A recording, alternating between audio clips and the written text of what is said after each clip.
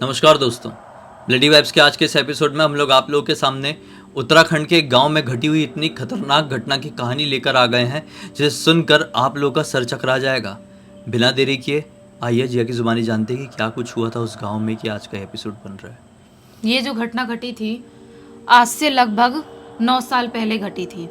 आज से 9 साल पहले वर्तिका नाम की एक लड़की जो कि वाराणसी के अंदर रहा करती थी अपनी पूरी फैमिली के साथ। बहुत अच्छी खासी उसकी ज़िंदगी चल रही थी, नई नई उसकी जॉब भी लगी थी, पढ़ाई उसकी कंप्लीट हो गई थी। तभी अचानक से उसकी एक दोस्त का कॉल आता है जो कि उत्तराखंड की रहने वाली थी। उसकी दोस्त उसको कॉल करती है और सीधा सरप्राइज़ देती है, बोलती है कि तू मेरी शादी में फटाफट आ जा, अगले महीने मेरी शादी है। वर्तिका जो सुनती है शादी है, शॉक्ड होती, बोलती है अचानक से, और तूने मुझे बताया नहीं, मतलब तू यहाँ शादी नहीं कर रही है, मतलब अपने गांव में कर रही है। तो वो लड़की जो थी पायल, उसकी दोस्त, बोलती है कि हाँ मैं गांव में शादी कर रही हूँ, क्योंकि हमारे यहाँ का रिवाज है कि हमको अपने गांव में शादी करना होता है और हमारे घर के लोग स्टार्टिंग से वैसा ही कर रहे हैं, भले हम कहीं पर भी रहते हैं अपने गाँव में ही आके शादी करते हैं। वर्तिका बोलती है लेकिन यार तो फिर कैसे, मैं मुझे भी आना तेरे घर की शादी में, लेकिन कैसे, मतलब छुट्टी ज़्यादा दिन की नहीं मिलेगी, मैं कैसे आऊँगी, क्या करूँगी। तो पायल बोलती है मुझे कुछ नहीं पता, तू अपने ऑफिस में बात करेगी और अगले महीने मेरी शादी है, तू कैसे भी मेरी शादी में आएगी, मुझे नहीं पता। तो फिर वर्तिका बोलती है ठीक है मैं ट्राई करती हूँ। जो पायल थी उत्तराखंड के अंदर एक छोटे से गांव की रहने वाली थी, लेकिन वर्तिका और पायल की दोस्ती ऐसे हुई थी कि बनारस में जो थी ना पायल, वो स्टार्टिंग से अपनी फैमिली के साथ रहा करती थी। स्टार्टिंग से मतलब 2-3 साल ही हुआ था उसे अपने उत्तराखंड के गांव गए हुए। स्टार्टिंग से बचपन से ही उसके डैड का वहाँ पर ट्रांसफ़र हुआ था बनारस में, और बनारस में हमेशा से रहती थी। और वर्तिका और पायल पड़ोसी भी थे एक एंगल से देखा जाए तो, इसलिए इन दोनों की इतनी ज़्यादा दोस्ती थी। तो जो वर्तिका थी वो भी एक्साइटेड थी कि चलो अच्छा है, अगले महीने उसकी शादी है पायल की, तो मैं बहुत सारी शॉपिंग करूंगी, क्या क्या पहनूंगी, क्या क्या चीज़ें करूंगी, सब मुझे पहले से ही प्लानिंग करना होगा। तो 1 महीना भी उसकी शादी को टाइम था, उससे पहले से ही वर्तिका पूरी प्लानिंग चालू कर देती है। रोज़ अलग अलग कपड़े शॉपिंग कर रही है, पायल के लिए क्या क्या चीज़ें खरीद के लेके जाना है, कौन सी साड़ियाँ लेके जानी है, सब शॉपिंग कर रही है। धीरे धीरे सब कुछ करते करते अब उस महीने का टाइम आ जाता है जब पायल की शादी थी। ये ऑफिस में पहले से अपने बात करके रखी थी कि मुझे 8-10 दिनों के लिए छुट्टी चाहिए, मुझे कहीं जाना है बाहर।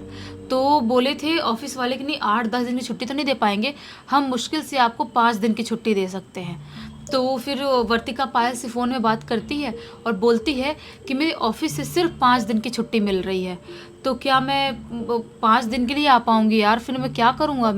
तो पायल बोलती है कोई बात नहीं, जाने दे, तू 5 दिन के लिए आ रही है ना, कम से कम ऐसा तो नहीं कि तू कैंसिल कर रही है, कोई बात नहीं आ जा। तो जो अपनी वर्तिका थी पूरी अपनी प्लानिंग करती है, पूरी पैकिंग करती है और ट्रेन पकड़ लेती है उत्तराखंड के छोटे से गांव में जाने के लिए। बनारस से ट्रेन लेती है और उसके बाद वो उत्तराखंड के उस छोटे से गांव के स्टेशन पे पहुंच जाती है।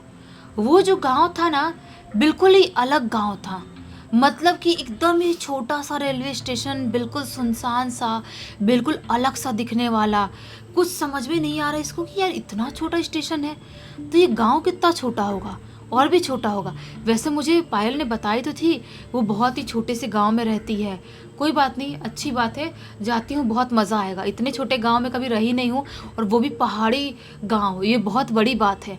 वो स्टेशन पे उतरी थी और ना जो पायल के घर से ना उसके 2 कज़न लोग इसको वर्तिका को लेने के लिए स्टेशन आए हुए थे। वो लोग इसका वर्तिका का सामान उठाते हैं और वहीं से अपनी कार में इसको बैठाते हैं और कार में बैठा के निकल जाते हैं अपने गांव जाने के लिए। ये रेलवे स्टेशन से पायल का गांव लगभग 9 किलोमीटर दूर था। तो ये मस्त कार में बैठ के विंडो खोल दी है और पहाड़ी इलाकों का नज़ारा देखते देखते एंजॉय करते करते मस्त जा रही है। बहुत ही ज़्यादा सुकून लग रहा है इसे, ऐसा लग रहा है सुकून कहीं है तो पहाड़ों में है और कहीं सुकून है ही नहीं। उसको इतना मज़ा आ रहा था, बहुत इंजॉय कर रही थी, ऐसा लग रहा था वो कोई बिल्कुल अलग दुनिया में आ गई है। उसको बहुत ज़्यादा मज़ा आ रहा था। ऐसे आराम से चलते चलते चलते चलते काफ़ी आगे पहुंच जाती है। अब उसके कज़न लोग बताते हैं पायल के कि वर्तिका दीदी अपना गांव आने ही वाला है, अपने गांव के जस्ट अपन एंटर करने ही वाले हैं अंदर। तो वो बोलती है वर्तिका, वाह यार ठीक है, अच्छा चलो जल्दी चलो, मुझे बहुत एक्साइटमेंट हो रही है। ये लोग अपनी कार चला के आ ही रहे होते हैं, जैसे ही गांव के अंदर एंटर करते हैं वैसे ही बाहर से किसी के चीखने चिल्लाने की आवाज़ आने लगती है, बहुत ही ज़ोर ज़ोर से चीखने चिल्लाने की, जैसा कोई बहुत ज़ोर ज़ोर से कोई चीज़ पटक रहा हो। वर्तिका बोलती, कार रोको कार रोको। ये लोग बोलते क्या हुआ? वर्तिका बोलती किसी की आवाज़ आ रही है चिल्लाने की। ये दिन के दोपहर के टाइम पे कोई क्यों ऐसा अजीब सा चिल्ला रहा है, और क्या हुआ, कोई तकलीफ में है क्या कोई? तो वो लोग बोलते नहीं दीदी आप ज़्यादा माइंड मत करो, आप एक काम करो घर चलो, यहाँ पर ना कुछ लोग ऐसा करते रहते हैं, कोई बड़ी बात नहीं है। वर्तिका बोलती है नहीं मैं देखूंगी कौन चिल्ला रहा है, क्या पटकने की आवाज़ आ रही है, मुझे देखना है। तो हम लोग कार रोको यहाँ पर। वर्तिका कार से उतरती है, वो लोग कार रोकते हैं और जैसे ही बाहर निकलती है क्या पाती है, 15-20 लोग ऐसे ही मोड़ पे खड़े हैं और एक तरफ देख रहे हैं। उनकी नज़रों को फॉलो करते हुए जब उस तरफ देखती है तो क्या पाती है कि एक पेड़ है, मोटा सा पेड़ है, एकदम बरगद का पेड़ समझ में आ रहा है। उस पेड़ की तरफ एक आदमी अपना मुंह करके खड़ा है और ऐसे ऐसे ऐसे हिल रहा है। वर्तिका उसको देख के शॉक्ड होती है, क्या हुआ उस आदमी को, कुछ तकलीफ में है क्या? और ये सारे लोग उसको देख रहे हैं तो उसको बचा क्यों रहे, कोई प्रॉब्लम तो नहीं है उसको? अब एक सोच ही रही होती है, तभी अचानक से वो आदमी पेड़ को ऐसे हाथ से पकड़ता है और जोर जोर से अपना सिर पेड़ के अंदर मारने लगता है। पेड़ के ऊपर जोर जोर से अपना सिर मार रहा है, बहुत ही जोर जोर से आवाज़ आने लगती है। वर्तिका बोलती है अरे क्या कर रहा है वो आदमी? वो सबको बोलने लगते, जो भीड़ लोग थे बोल रहे हैं उनसे, ये क्या कर रहा है आदमी, आप लोग बचा क्यों रहे, जाओ उसको बचाओ, ऐसा क्यों कर रहा है वो? कोई इंसान कुछ भी नहीं बोल रहा है। ये बोलती क्या मजाक चल रहा है, दोनों कजन लोगों को बोलती है, पायल कजन लोगों को, तुम लोग जाओ वो आदमी को बचाओ, क्या हो गया, उस आदमी को बचा क्यों नहीं रहे, ऐसे सिर क्यों पटक रहा है अपना, वो इंसान खत्म हो जाएगा अगर उसको नहीं बचाए तो। लेकिन कोई कुछ रिएक्ट नहीं कर रहा है। कजन लोग बोल रहे हैं, ऐसे इशारा कर रहा है, ज्यादा कुछ बोलो मत, चलो चलो, ऐसे इशारा कर रहे हैं। ये बोलती पागल हो क्या तुम लोग, यहाँ पे हाथ में हाथ रख के खड़े हो सब लोग, और बेचारा वो इंसान मरते मरते क्या क्या हरकतें कर रहा है वो। तो ये लोग बोलते हैं दीदी आप चलो, बात समझो। तो वर्तिका बोलती है नहीं, मैं जा रही हूँ उस इंसान को बचाने के लिए। वर्तिका जो थी वो वहाँ से एक पतली सी सड़क टाइप थी, एक नाला टाइप था दूसरी तरफ, उस सड़क से वो उस आदमी की तरफ पेड़ के पास पहुँचने लगती है। जैसे ही उस आदमी के बहुत नज़दीक पहुँचने ही वाली होती है, वैसे ही वो जो आदमी था जो मुंह पेड़ की तरफ रखा था वो झटके में इसकी तरफ करता है। उस पूरे आदमी के इधर से खून ही खून बह रहा है, पूरा खून ही खून फैल गया है और अजीब सी उसकी शक्ल दिखाई दे रही है, बहुत ही ज़्यादा एकदम खूंखार, उसकी आंखें लाल पड़ी हुई है, खून ही खून आंखों से भी निकल रहा है। ऐसी हालत देखती है इसको अजीब सा गंदा सा फील होता है और वो आदमी ज़ोर से चीखता है और जैसे इसकी तरफ बढ़ने वाला होता है वैसे ही पीछे से भीड़ के लोग और दोनों कज़न लोग इसको पकड़ते हैं और खींच के बाहर निकाल लेते हैं, बाहर लेके चले जाते हैं। वो रोड से बाहर दूसरे रोड पे, मेन रोड पे लेके चले जाते हैं। कज़न लोग बोलते दीदी आप प्लीज़ चल लो, यहाँ से चल लो। बोलती क्या है वो आदमी, कैसी हालत ख़राब हुई, हॉस्पिटल लेके जाना पड़ेगा उसको। ये लोग बोलते दीदी प्लीज़ आप बात समझो, हम ज़्यादा कुछ नहीं बोल सकते, आप चल लो। इसको ज़बरदस्ती कार में बैठाते हैं वर्तिका को और दोनों कज़न लोग लेके घर आ जाते हैं। और जैसे ही इसके पायल के घर के पास पहुंचती है वैसे ही पायल अंदर से निकलती, उसको पता चल जाता है गाड़ी की आवाज़ से कि शायद वर्तिका आ गई है। पायल एकदम खुश होती हुई निकलती है और जैसे ही पायल को वर्तिका देखती है वो सारी चीज़ें, बाहर की चीज़ें सब भूल जाती है, क्योंकि उसके हाथ में मेहंदी लगा हुआ था और अलग ही ग्लो कर रही थी, सुंदर दिखाई दे रही थी। उसको देख के जाती है वर्तिका, ज़ोर से हक करती है और सारी पुरानी बातें जो भी रोड पे हुआ है सब भूल जाती है और वो पायल के साथ पूरे दिन बिजी हो जाती है, उसकी चीज़ें देखने में, क्या पहनेगी, कैसे रेडी होगी, सब कुछ बातें कर रही है। सब कुछ करते करते शाम का टाइम हो जाता है, इवनिंग का टाइम होता है। वो क्या नोटिस करती है कि कुछ 4-5 पंडित जी टाइप के लोग दिखाई दे रहे हैं, शायद पंडित जी ही हैं। वो लोग इनके पूरे घर के चारों तरफ ऐसे नमक का ऐसे लाइन बना रहे हैं, नमक की लाइन बना रहे हैं, पूरे घर के चारों तरफ नमक की लाइन कर रहे हैं और सबको बोल रहे हैं कोई भी लाइन को मिटाएगा नहीं, ऐसा बोल रहे हैं। पायल की मम्मी आती है वर्तिका के पास, बोलती है बेटा बाहर निकलना होगा, अंदर जाना होगा, कहीं पर भी कुछ भी करना होगा, थोड़ा आराम से जाना कि वो जो नमक की लाइन है वो मिटनी नहीं चाहिए। वर्तिका बोलती है लेकिन आंटी ये ऐसा क्यों कर रहे हैं?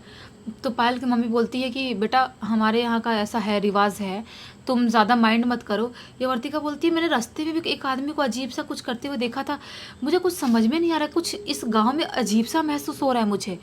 तो पायल की मम्मी बोलती है बेटा थोड़ी शादी वादी का माहौल है, मैं ज़्यादा बात नहीं कर पाऊंगी, तुम ज़्यादा चिंता मत करो, तुम तैयार होने में और पायल को तैयार करने में लगो, ज़्यादा मत सोचो। तो वर्तिका जो थी वो छोड़ देती है, पायल को तैयार करने चली जाती है और अपना खुद भी तैयार होने लगती है। सब कुछ तैयार हो गई है, पायल को तैयार कर ली है, शाम का जो भी रिचुअल होता है शादी का सब कुछ हो गया। और अब लगभग रात के 10:30-11 बजे का टाइम हो रहा होगा। पायल को मंडप में लाया जाता है शादी करने के लिए। मंडप में लेके जाते हैं और वहाँ पे बैठाते हैं मंडप में, और उसका दूल्हा भी बैठा हुआ था। और मस्त अब पूजा पाठ की तैयारी हो गई है, शादी के मंडप में बैठ गए हैं और मंत्र चालू हो गए, सारी चीज़ें सब कुछ अच्छा खासा हो रहा है। सब लोग, कुछ लोग खुशी में, कुछ लोग टेंशन में वहीं पर खड़े हैं, कुछ लोग बैठे हैं, ऐसा वाला माहौल पूरे आंगन का चल रहा है। तभी अचानक से पंडित जी बोलते हैं पायल को, पायल बेटा घी को अग्नि में डालो। ऐसे होता है ना कि कुछ कुछ पूजा पाठ के टाइम पे ऐसा घी या कोई भी चीज़ ऐसा डालते हैं अग्नि में, और शादी के टाइम पे ऐसा पंडित जी कुछ करवाते हैं। तो पायल कुछ नहीं बोलती है। पंडित जी बोलते हैं पायल बेटा घी को अग्नि में डालो। अभी पायल कुछ नहीं बोल रही है। पंडित जी बोलते हैं बेटा पायल सो गए क्या, घी को अग्नि में डालो। ये जो पायल थी ना, घी का डब्बा ऐसे उठाती है और आग में फेंक देती है, एकदम फेंकती है आग में। पूरा जो आग था ना धधका के पूरा जलने लगता है जोर जोर से, पूरा आग ही आग हो गया वहाँ पर। और पंडित जो ऐसे पूजा करा रहे थे मंत्र पढ़ पढ़ के, उनके हाथ में ऐसे आग का चटका लगा, पंडित जी का हाथ जल गया। अब सब लोग शॉक्ड और टेंशन में दिखाई दे रहे हैं, अलग ही टेंशन में। और जो ये पायल थी वो अजीब सा ऐसे ऐसे ऐसे हिलने लगती है और घुर्राने लगती है। वर्तिका बोलती है आंटी आंटी, पायल की मम्मी को, आंटी क्या हो गया पायल को, ऐसा क्यों कर रही है, और ऐसे घी क्यों फेंक दी, ऐसा क्यों कर रही है। पायल की मम्मी कुछ नहीं बोल रही है, और सब लोग जितने भी रिश्तेदार हैं, घर वाले हैं, सब सिर्फ खड़े होकर उसको देख ही रहे हैं। ना ज़्यादा उदास हैं, ना ज़्यादा टेंशन में, ना ज़्यादा खुश हैं, बस पायल को देख ही रहे हैं, ऐसे देख ही रहे हैं। वर्तिका बोलती है कि क्यों ऐसा हिल रही, क्या हो गया। तभी अचानक से जो पायल थी ना, ऐसे अपना जो घूंघट ओढ़ के रखी थी सब फेंकती है, और जैसे ही घूंघट हटाती है, पायल की शक्ल देख के वर्तिका शॉक्ड हो जाती है। पायल की पूरी आंखें बुरी तरह से लाल थी, उसके बाल पूरी तरह से उजड़े हुए हैं, और उसके दोनों हाथ बिल्कुल काले दिखाई दे रहे हैं, जैसा कि आग में झुलस गए हो, ऐसे उसके हाथ दिखाई दे रहे हैं। ये चीज़ देख के बहुत ज़्यादा घबराती है वर्तिका। बोलती है आंटी आंटी ये क्या हो गया, पायल के साथ क्या हो गया, ये देखो इसको, अंकल अंकल क्या हो गया पायल के साथ, ऐसे क्यों कर रही है ये, इसकी आँख क्यों लाल है, इसके हाथ कैसे जल गए।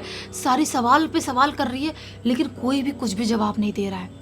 तभी अचानक से जो पायल नॉर्मली बैठी हुई थी, हिल रही थी, वो खड़ी होती है और ज़ोर ज़ोर से चीखने चिल्लाने लगती है, बहुत ही ज़ोर ज़ोर से, और खुद के बाल वाले से उखाड़ने लगती है। बाल उखाड़े, इधर से खून निकल रहा है, इधर नाखून मारे, इधर से खून निकल रहा है, अजीब सी उसकी हालत ख़राब। वर्तिका चिल्ला चिल्ला के थक गई, आंटी अंकल उसको बचाओ, क्या कर रही है वो, उसको बचाओ, लेकिन कोई भी कुछ भी रिएक्ट नहीं कर रहा है। तभी अचानक से वर्तिका जाती है, पायल को बोलती है पायल पायल छोड़ दे, पायल क्यों कर रही है ऐसा, तो अपने साथ छोड़ दे पायल। तभी अचानक से जो पायल थी ना, वो ऐसे ऐसे नॉर्मल होती है, और नॉर्मल होके इसको देखती है वर्तिका को, और फिर वापस से झटके में इसका गला दबाने लगती है बहुत ही ज़ोर ज़ोर से। वर्तिका चीख रही चिल्ला रही है, ऐसे से उसकी सांस अटकने लगी और उसका गला दबाने लगती है। कोई छुड़ाने भी नहीं आ रहा है, कुछ करने नहीं आ रहा है। तभी अचानक से मंडप के बाहर से मंत्रों की आवाज़ वर्तिका कान में सुनाई देती है। मंत्र पढ़ते पढ़ते एक पंडित जी एंटर करते हैं वहाँ पर मंडप में। पंडित जी आते हैं और एक जल फेंकते हैं पायल के ऊपर, और जैसे ही पायल के ऊपर जल फेंकते हैं, पायल ऐसे ऐसे तड़पने लगती है, और उसकी पकड़ छूट जाती है जो ऐसा गला दबा के रखी थी वर्तिका का, और वर्तिका भी गिर के ऐसे बेहोश, और उसके बाद पायल भी बेहोश। अब सीधे आँख खुलती है दूसरे दिन के दोपहर के 2 बजे वर्तिका की, और वो खुद को कहाँ पाती है, पायल के कमरे में। वो घबरा के उठती है, पायल पायल पायल कहाँ है, मैं जिंदा हूँ, क्या हुआ था मुझे, क्या हुआ, चिल्लाने लगती है। सब लोग बाहर जो बैठे हुए सब लोग अंदर आते हैं, बोलती है पायल कहाँ है, आंटी आंटी पायल कहाँ है। पायल की मम्मी से बोलती है, पायल की मम्मी बोलती है बेटा तू शांत हो जा, पानी पी। इसको पानी पिलाते हैं तो बोलती है कि पायल कहाँ है, बताओ सही, पायल ठीक तो है ना, उसको क्या हो गया था। पायल की मम्मी बोलती है कि पायल बिल्कुल ठीक है, वो अपने ससुराल में है। ये बोलती ससुराल में उसको तो रात में कुछ हो गया था। तो पायल की मम्मी बोलती है कि मैं तुझे बताती हूँ। मैं तुझे इसलिए नहीं बता रही थी क्योंकि हमारे गांव में एक बहुत सालों से श्राप चल रहा है, बहुत सालों से, कि जब भी किसी लड़की की शादी होने वाली होती है इस गांव की, ये कोई शैतानी शक्तियाँ होती हैं जो बहुत ही ज़्यादा एक्टिवेट हो जाती हैं, बहुत ही ज़्यादा आक्रामक हो जाती हैं और उस लड़की को पोजेस करने की कोशिश करने लगती हैं कि उस लड़की की शादी ना हो। इसीलिए हमारे गांव के लोग ऐसे नमक का घेरा से पूरे घर को बंधवाते हैं। हमारे घर को भी बंधवाए थे कि हमारे घर की लड़की सुरक्षित रहे, लेकिन किसी ने गलती से वो घेरा तोड़ दिया था, जिसकी वजह से ये नौबत आ गई। लेकिन हमने सेफ्टी के लिए पंडित जी से पहले से बात करके रखे थे। वो तो अच्छा है कि पंडित जी आए, झाड़ फूँक किए और हमारी बेटी ठीक हुई और उसकी शादी हुई और उसकी हमने विदाई कर दी है। अब वो श्राप हमारी बेटी के ऊपर नहीं लगेगा क्योंकि उसकी शादी हो चुकी है। ये बोलती है आप कैसे, तो क्यों इस गांव में शादी करवाते हो, फिर इतनी प्रॉब्लम है तो आप यहाँ पे क्यों रहते हो। उसकी मम्मी बोलती है वर्तिका को, पायल की, बेटा हमारे यहाँ का वो भी है कि हमारे यहाँ की लड़कियों की शादी इनके गांव में ही होती है, बाहर नहीं करवा सकते। बाहर करवाएंगे उनको कोई दोष लगता है जिसकी वजह से पति या पत्नी किसी की मौत हो जाती है। इसको कुछ भी समझ में नहीं आता कि ये क्या सिस्टम है, मुझे बिल्कुल समझ में नहीं आ रहा है। और वो गांव ना एकदम ही छोटा सा गांव, एकदम ही छोटा सा, इसको बिल्कुल भी शॉक्ड होती है और वो बोलती है कि आंटी मैं ना घर जाना चाहती हूँ। बोलती है पायल की मम्मी कि बेटा तू कुछ दिन रह जा यहाँ पर। बोलती है नहीं नहीं, मैं बस फ़ोन में एक बार पायल से बात कर लूँ, फिर मैं घर जाना चाहती हूँ। पायल से फ़ोन में बात करती है और ये उसके कज़न लोगों को बोलती है वर्तिका कि मुझे स्टेशन छोड़ दो। स्टेशन छोड़ते हैं और वहीं से नॉर्मल टिकट लेके ही अपने बनारस के लिए निकल जाती है और अपने बनारस वापस आ जाती है। उस घटना को वो आज तक नहीं भूल पाई है, जिस घटना को अपनी आंखों से देखी थी इतनी बुरी तरह से होते हुए। सचमुच में एक ऐसी घटना है जिसे कोई ज़िंदगी भर चाहे भी तो नहीं भुला सकता। उम्मीद करते हैं कि इस घटना ने इसको भी बहुत बड़ी सीख दी होगी और आपको भी। इसी एक नोट के साथ इस कहानी का अंत करते हैं। अब तक इस वीडियो को देख लिए हैं तो लाइक ज़रूर कर देना, चैनल को सब्सक्राइब करके बेल आइकन के ऑल के ऑप्शन में क्लिक करना, क्योंकि इसी तरह के हैरान कर देने वाले खौफनाक वीडियोस डेली आप लोग के सामने लेके आते रहते हैं। इंस्टाग्राम की लिंक इस वीडियो के डिस्क्रिप्शन बॉक्स में मिल जाएगी, क्लिक करके डायरेक्टली वहाँ पर पहुँच जाना। और इसी तरह की कोई भी कहानी, टॉपिक या जानकारी आप लोग के पास भी है तो लिख भेजना। हो सकता है हमारा अगला वीडियो कल आपके हिसाब से ही बन रहा हो। तो चलिए कल फिर से मिलते हैं, तब तक के लिए बहुत बहुत धन्यवाद। आपका दिन शुभ हो।